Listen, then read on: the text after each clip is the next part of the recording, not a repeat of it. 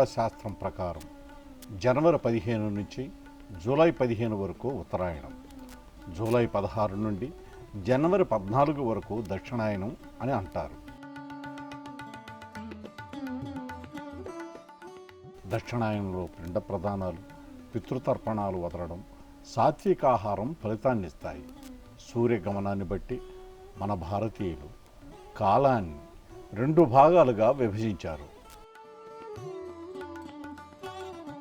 భూమధ్య రేఖలో ఉత్తర దిశలో సూర్యుడు కనిపిస్తే ఉత్తరాయణమని, దక్షిణంగా సంచరించినప్పుడు దక్షిణాయనమని అన్నారు. ఏడాదిలో 6 నెలలు ఉత్తరాయణం, 6 నెలలు దక్షిణాయనం. సూర్యుడు మకర రాశిలోకి ప్రవేశించినప్పుడు ఉత్తరాయణం, కర్కాటక రాశిలోకి ప్రవేశించినప్పుడు దక్షిణాయనం ప్రారంభమవుతుంది.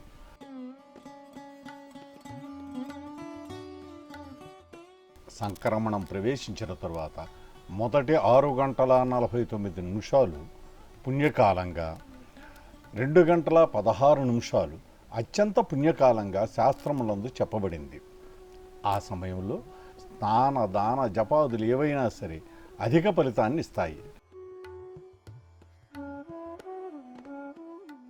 ఖగోళ శాస్త్ర ప్రకారం సూర్యుడి గమనంలో మార్పులే ఉత్తరాయణం, దక్షిణాయనాలు. ఆయనం అంటే ప్రయాణం అని అర్థం. దక్షిణాయనం అంటే దక్షిణ దిశగా ప్రయాణం చేయడం అనే అర్థం వస్తుంది.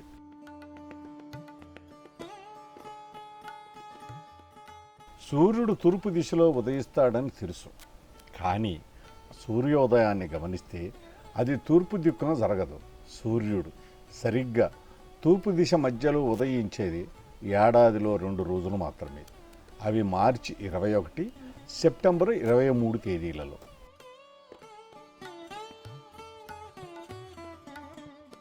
మిగతా 6 నెలలు కాస్త ఈశాన్యానికి దగ్గరగా, మరో 6 నెలలు ఆగ్నేయానికి దగ్గరగా సూర్యోదయం జరుగుతుంది.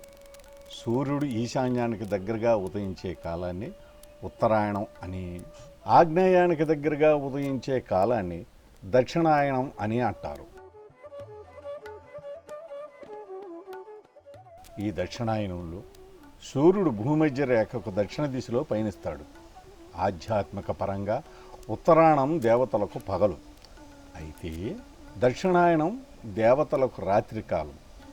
ఈ కాలంలో శ్రీ మహావిష్ణువు యోగనిద్రలో ఉంటాడు. ఇటువంటి సమయంలో మనిషి ఎదుగుదలకు దైవశక్తి సాయం ఎంతో అవసరం. అందుకే దేవతల శక్తిని ప్రేరేపించడానికి ఈ కాలంలో ఉపాసనలు చేస్తారు. అందువల్లే ఇది ఉపాసన కాలం అయ్యింది. శ్రీహరి ఆషాఢ శుద్ధ ఏకాదశి రోజున యోగ నిద్రలోకి వెళ్ళి కార్తీక శుద్ధ ఏకాదశి నాడు నిద్రలేస్తారు. ఈ సమయంలో యోగులు, మఠాధిపతులు చాతుర్మాస దీక్షను చేపడతారు. శాస్త్రీయంగా దక్షిణాయనంలో సూర్యకాంతి భూమి మీద తక్కువగా ప్రసరిస్తుంది. ఫలితంగా జీవులలో రోగనిరోధక శక్తి క్షీణించి రోగాల బారిన పడతారు.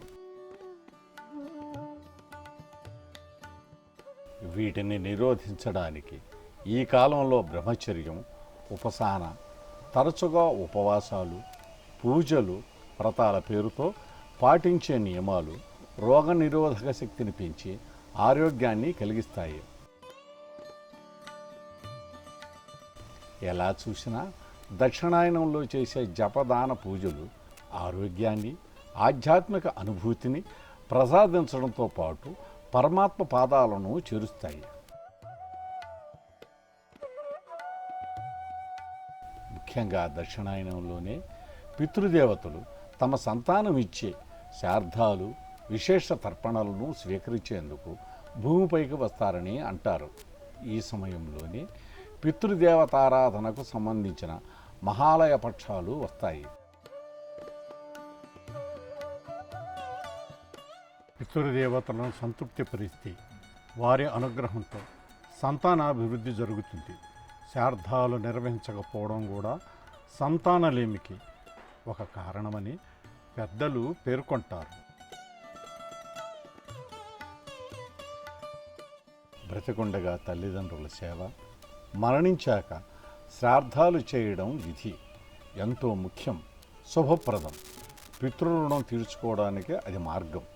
అంతేకాదు, కనిపించిన తల్లిదండ్రులకు అది ఒక కృతజ్ఞతాపూర్వక చర్య. ధ్యానం, మంత్రజపాలు, సూర్యోదయానికి ముందే లేచి పవిత్ర నదుల్లో స్నానాలు, పిండ ప్రదానాలు, పితృతర్పణలు, సాత్విక ఆహారం తీసుకోవడం, అవసరంలో ఉన్నవారికి దానం చేయడం. అన్నదానం, తిలదానం, వస్త్రదానం, విష్ణు పూజ, విష్ణు సహస్రనామ పారాయణ, సూర్యారాధన, ఆదిత్య హృదయ పారాయణం చేస్తే అవి శరీరానికి మనసుకు మేలు చేస్తాయని, పాపాలు తొలగిపోతాయని పండితులు తెలిపారు. సర్వే జనా సుఖినో భవంతు.